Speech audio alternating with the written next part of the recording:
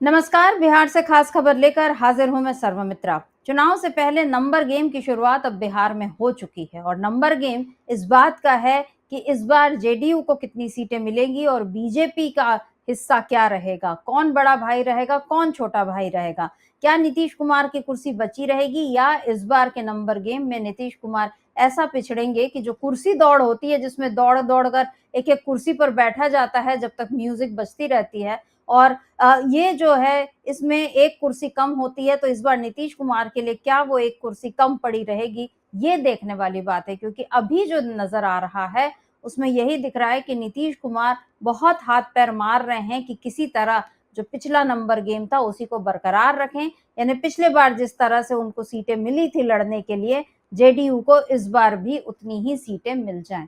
हालांकि बीजेपी का जो इरादा है इस समय दूसरा दिखाई दे रहा है। बीजेपी ने समझ लिया है कि पिछले बार नीतीश कुमार को इतनी सीटें देने के बावजूद जेडीयू जो है 43 सीटों से ज्यादा नहीं ला पाई और इस बार भी मामला और गंभीर हो चुका है क्योंकि कांग्रेस अब और मुखर होकर उतर आई है मैदान में। चिराग पासवान जो हैं उनकी दावेदारी अलग हो चुकी है। तो ऐसे में नीतीश कुमार को कितनी सीटें देने का जोखिम जो है बीजेपी उठा सकती है, ये सोचने वाली बात है। और इन तमाम सवालों पर अगले हफ्ते एक बैठक होने वाली है जिसमें नीतीश कुमार तो रहेंगे ही, उनके साथ साथ ललन सिंह, जेडीयू के राष्ट्रीय अध्यक्ष संजय झा, जल संसाधन मंत्री विजय चौधरी, ऊर्जा मंत्री विजेंद्र प्रसाद यादव, ग्रामीण कार्य मंत्री अशोक चौधरी और जेडीयू के प्रदेश अध्यक्ष उमेश सिंह कुशवाहा, ये सारे लोग बैठेंगे मुख्यमंत्री के साथ, नीतीश कुमार के साथ और इस बात पर मंथन करेंगे कि आखिर किस तरह एनडीए में जेडीयू अपनी सीटों की जो दावेदारी है उसको मजबूती के साथ सामने रखे। कैसे नीतीश कुमार बीजेपी पर यह दबाव बनाएं कि हमको 100 से 110 से कम चाहिए और उसके अलावा मतलब ज्यादा से ज्यादा तो वो 150 चाहेंगे, लेकिन 150 पर तो बात बनेगी नहीं, वहां तक पहुंचना बहुत मुश्किल है। तो फिलहाल 100 से 110 सीटों के बीच ही नीतीश कुमार की तैयारी चल रही है और इस तैयारी में नीतीश कुमार ये देख रहे हैं कि जिन सीटों पर पिछले बार जीत मिली यानी जो 43 सीटें हैं उनको तो वो लेगी ही, उन पर तो अपना दावा ठोकेगी ही। उसके अलावा जिन सीटों पर उसके पहले वाले चुनाव में थोड़ी उन सीटों पर भी दोबारा जेडीयू अपना दावा ठोकेगी। अब देखने वाली बात यह है कि बीजेपी उन हारी सीटों पर भी जेडीयू को उतरने की इजाजत देती है या नहीं देती है, या इन दोनों के बीच किस किस्म का तालमेल बैठता है। लेकिन अभी नीतीश कुमार जो हैं वो यही तय कर रहे हैं कि किसी तरह से उन सीटों को चिन्हित कर लिया जाए जहां पर अभी जेडीयू के विधायक हैं और पहले जहां पर जेडीयू के विधायक रह चुके हैं। और अभी जो एनडीए की बैठक होगी, ये कोर कमेटी की बैठक, उसमें इसी बात को लेकर खास तौर पर मंथन होना है। आपको मैं बता दूं कि जेडीयू ने अभी अपने सीटों और प्रत्याशियों की सूची एक जिला स्तरीय एनडीए सम्मेलन जो हुआ था उसके आधार पर तय की थी और उसमें यह तय हुआ था कि इस बार जो संभावित प्रत्याशी हैं उनसे कोई आवेदन जो है चुनाव लड़ने के लिए नहीं लिया जाएगा। इस कदम के पीछे भी क्या राज है, ये सोचने वाली बात है। क्योंकि होता यही है कि अगर आपको चुनाव लड़ना है तो आप अपना आवेदन पार्टी को देते हैं, लेकिन जेडीयू इस बार ये कह रही है कि हम संभावित प्रत्याशियों से कोई आवेदन नहीं लेंगे। तो किस तरह से फिर प्रत्याशियों का चयन होगा, ये अभी एक उसमें छुपी हुई बात है जेडीयू में। यानी जेडीयू अभी जो अपनी तैयारी है उसको खुलकर सामने नहीं रख रही और ये जो नंबर गेम है यहाँ पर, ये जो है खास मायने रखता है। 243 सीटों में से अगर 110 सीटों पर जेडीयू को लड़ने देती है बीजेपी, तो क्या वो बीजेपी यहाँ पर अपनी सत्ता खोने का एक रिस्क उठाएगी, जोखिम उठाएगी? क्योंकि इस बार कांग्रेस और आरजेडी दोनों ने इस तरह से तैयारी की है कि तेजस्वी यादव को लोग सीधे सीधे मुख्यमंत्री के तौर पर लगातार पसंद कर रहे हैं और वहीं कांग्रेस का जनाधार भी जो है बढ़ता जा रहा है। बहुत सारे लोग अभी जेडीयू से, बीजेपी से, दूसरे दलों से आए हैं कांग्रेस में और इधर अब जेडीयू के बहुत सारे लोग चले गए हैं आरजेडी। कल का ही एक ये मामला आया है सामने जिसमें मुख्यमंत्री नीतीश कुमार की पार्टी को बड़ा झटका लगा है बताया जा रहा है, क्योंकि पूर्वी चंपारण के ढाका से जेडीयू के प्रखंड अध्यक्ष गौहर आलम वो अपने सैकड़ों समर्थकों के साथ शामिल हो गए आरजेडी में। और उन्होंने पहले ही यानी जब 3 जून को उन्होंने ये पूर्व विधायक रहे हैं फैजल रहमान, उनके आवास पर अपने समर्थकों के साथ वो आरजेडी में शामिल हुए, लेकिन मैं आपको बता दूं कि उन्होंने जेडीयू तब छोड़ दी थी जब वक्फ संशोधन अधिनियम पर नीतीश कुमार चुप रहे थे, कुछ नहीं बोले थे, तब बहुत सारे लोगों ने जेडीयू छोड़ी थी।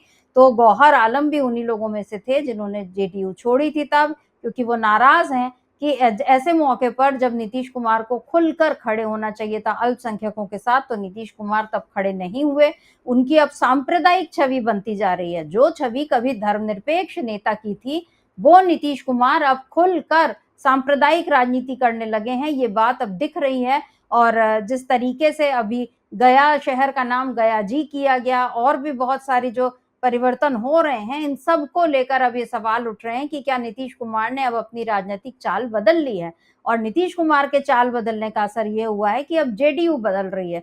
जेडीयू में ऐसे नेता जो अभी तक धर्मनिरपेक्ष राजनीति के कारण नीतीश कुमार से जुड़े हुए थे, वो सब अब पाला बदल रहे हैं, चाहे वो कांग्रेस में जाएं, चाहे आरजेडी में जाएं, क्योंकि उनको उम्मीद यही है कि इन लोगों के कारण हमको हमारा जो सामाजिक न्याय है वो मिलेगा। नीतीश कुमार से उम्मीदें जो हैं वो अब खत्म हो रही हैं।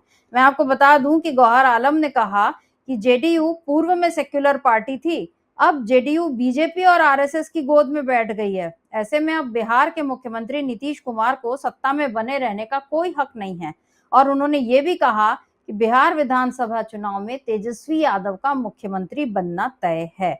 ये जो बात है ये बहुत बड़ी बात है, क्योंकि जिन लोगों के साथ गौहर आलम ने अभी अपनी सदस्यता छोड़ी और फिर वो आरजेडी में गए हैं, उन सबका पूर्वी चंपारण में प्रभाव है, और एक साथ सैकड़ों लोगों का आरजेडी में आना ये बता रहा है कि आरजेडी पर लोगों का भरोसा बढ़ रहा है, नीतीश कुमार पर भरोसा कम हो रहा है।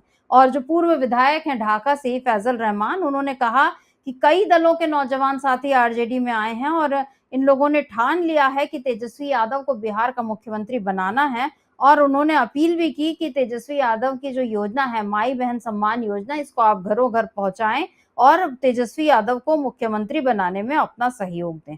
तो इधर पूर्व मंत्री जो हैं नरकटिया विधायक डॉक्टर शमीम अहमद, उन्होंने भी ये कहा कि इतने बड़ी तादाद में लोग आरजेडी में शामिल हुए हैं, तो ऐसे में पार्टी को और मजबूती मिलेगी। ये सारा माहौल जो बता रहा है कि नंबर गेम, एक तरफ तो चल रहा है सीट बंटवारे का नंबर गेम, और दूसरी तरफ समर्थकों का दल बदल जो होना, ये बता रहा है कि इस बार अपने समर्थकों की संख्या बढ़ाने में आरजेडी और कांग्रेस जो है वो कामयाब हो रहे हैं।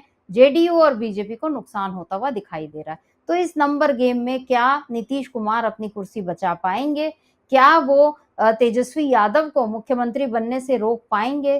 क्या वो जनता के बीच अब ये बता पाएंगे कि पलटी न मारकर उन्होंने इस बार कितना बड़ा नुकसान कर लिया है? क्या नीतीश कुमार ये बता पाएंगे कि आखिर किस लिए, किस दबाव में उन्होंने धर्मनिरपेक्ष राजनीति छोड़कर सांप्रदायिक राजनीति करने वाली बीजेपी का साथ दिया? आखिर क्या किया है मोदी ने, क्या किया है बीजेपी ने बिहार के लिए ऐसा खास कि नीतीश कुमार को उनके साथ रहना या उनके साथ जाना मजबूरी बन गई? क्यों नीतीश कुमार ने महागठबंधन को ठुकराया? क्यों उन्होंने इंडिया गठबंधन बनाने के बाद उस धर्मनिरपेक्ष फ्रंट को छोड़ दिया और बीजेपी के साथ हो गई?